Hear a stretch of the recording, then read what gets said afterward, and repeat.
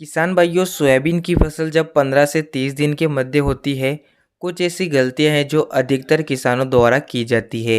इस वीडियो में आगे हम बात करेंगे कि जब हमारी फसल 15 से 30 दिन के मध्य हो जाती है, इस समय सोयाबीन में हमें कौन कौन से कार्य करने चाहिए, किन किन बातों का ध्यान रखना चाहिए, जिससे पौधा हरा भरा बना रहे, ग्रोथ और बढ़वार अच्छे से करे, सोयाबीन में कीट व रोगों का अटैक ना हो और हमारा उत्पादन ज़्यादा निकले। किसान भाइयों, इस वीडियो को आखिर तक देखिए। जो किसान हमारे चैनल पर नए हो, फटाफट से चैनल को सब्सक्राइब कर लीजिए, जिससे रोजाना आपको हमारी हर एक नए वीडियो की जानकारी मिलती रहे। लगभग सभी क्षेत्रों में सोयाबीन की बुवाई हो चुकी है। जब सोयाबीन का अंकुरण हो जाता है और फसल 15 से 30 दिन के मध्य की अवस्था में पहुंचती है, तो यह फसल की प्रारंभिक स्टेज मानी जाती है।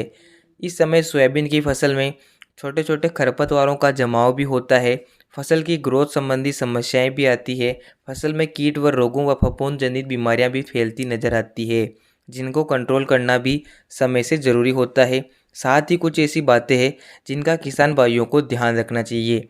तो चलिए बात करते हैं कि 15 से 30 दिन के मध्य सोयाबीन में कौन कौन सी बातें हैं जिनका ध्यान रखना चाहिए और कौन से कार्य हैं जो किसानों को समय पर कर लेना चाहिए।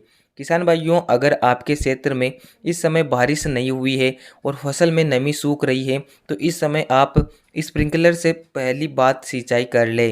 किसान भाइयों, स्प्रिंकलर से सिंचाई करने से खेत में नमी बनी रहेगी। अगर शुरुआत में पौधे के जड़ों में के पास नमी नहीं रहेगी, तो पौधे की ग्रोथ नहीं हो पाएगी। साथ ही सोयाबीन को शुरुआत से ही झटका लग जाएगा।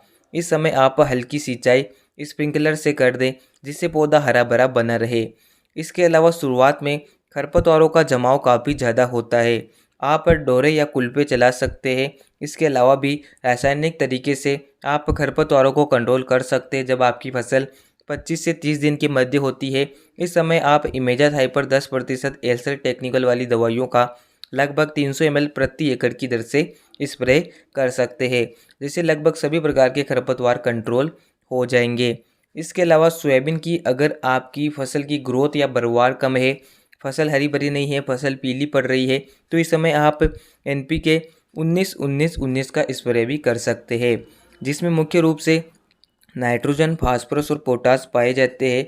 अगर आप NPK 19-19-19 का स्प्रे करेंगे, तो फसल की बढ़वार भी अच्छे से होगी, पौधे में पीलापन नहीं आएगा, ग्रोथ पौधा अच्छे से करेगा।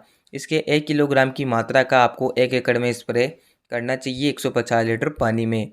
इसके साथ ही फसल में शुरुआत में छोटी छोटी इल्लियों या फंगस संबंधी बीमारियां, पाउडरी मिल्ड्यू आदि का प्रकोप सबसे ज़्यादा देखने को मिलता है। साथ ही फसल की बढ़वार भी छोटी रह जाती है। शुरुआत से ही पौधे में बीमारियां लगना शुरू हो जाती है।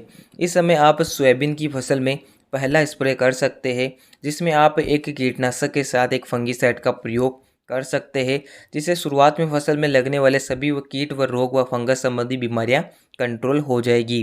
पहले स्प्रे में आपको किन किन चीज़ों का प्रयोग करना चाहिए, आपको हमारे चैनल पर वीडियो मिल जाएगा, उसको देख सकते हैं।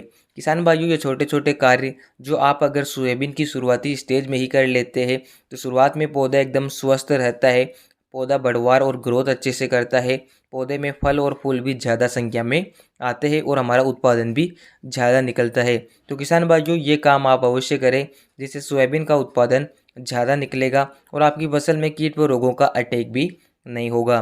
तो किसान भाइयों, ये थी छोटी सी जानकारी। वीडियो अगर यूज़फुल लगा हो तो वीडियो को लाइक और शेयर करें। धन्यवाद।